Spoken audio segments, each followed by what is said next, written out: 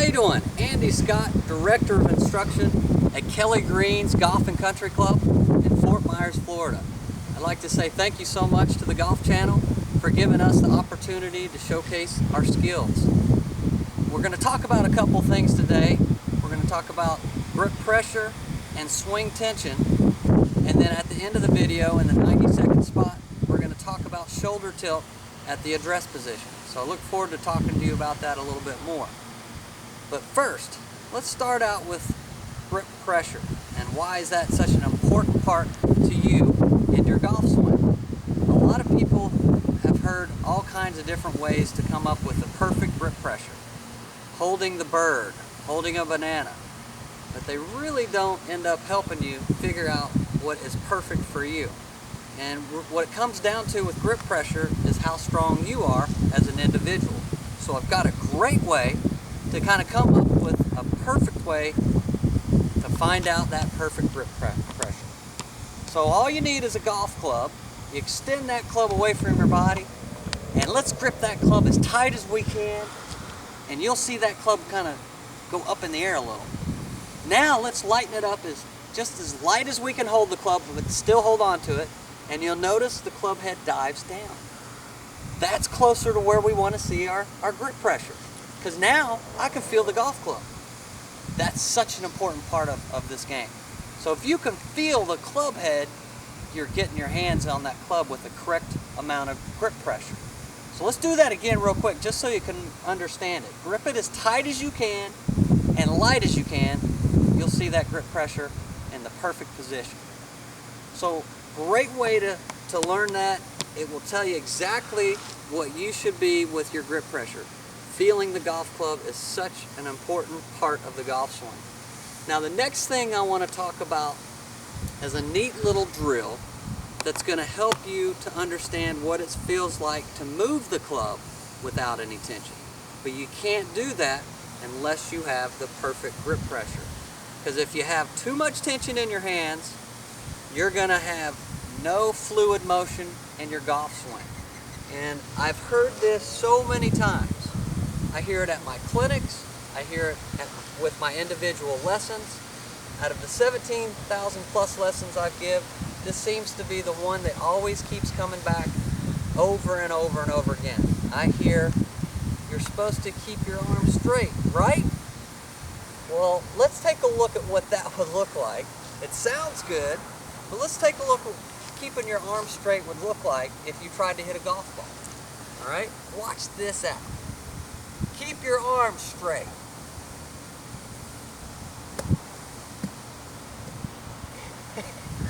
Looks like they're getting ready to die after every swing.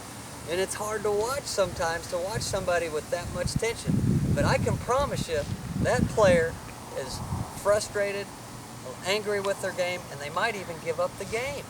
And we don't want that. We need to teach everybody how to get better grip pressure and swing motion without any tension. So I want to show you this. It's called set and snap. All you're going to do is make sure you get your hands on the club like we talked about.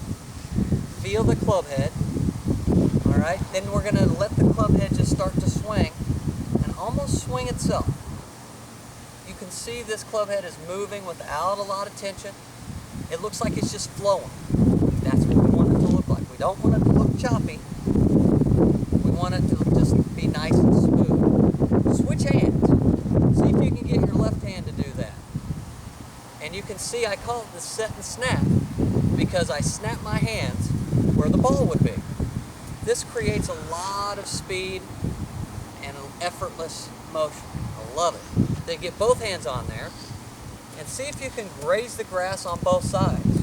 If you can graze the grass on both sides 3 or 4 or 5 times in a row, that means you are ready to hit some golf shots because your club head is getting close enough to the grass so you can get the golf ball in the air. So that is called the set and snap. Now the next thing I'm going to show you is called the sneak attack. We're going to actually hit a few balls while we do the set and snap. So all you need is 3 golf balls and some tees. Tee them up straight in line like I have here. Now this is kind of fun. It makes practicing a little bit more fun, but I can tell you it's going to be helping your game tremendously on learning what it's like to move that club the correct way without any tension. So I'm going to give this a shot. I'll show you kind of what it looks like. Start out with your feet kind of close together. Get that club head moving. Feel the grass a little. And when you're ready to rock and roll, start moving into that golf ball. So here we go. Let's give it a shot. Set, snap.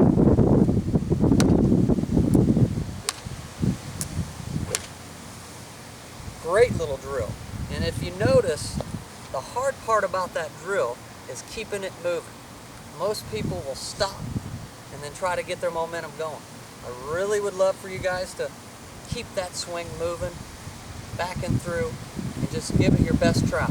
You'll be real surprised how much fun you'll have and how much you're going to learn from this. But just remember, it all starts with good grip pressure. You got to be able to feel the club head so you know your hands are on there with the right amount of pressure, and then learn what it's like to move that club through the set and snap, and feel that turf on both sides, because that's going to teach you the coordination needed to hit good golf shots, and then have a little fun with the sneak attack. So next time you're out there, have a blast, enjoy yourself, and I can promise you, you're going to hit better golf shots.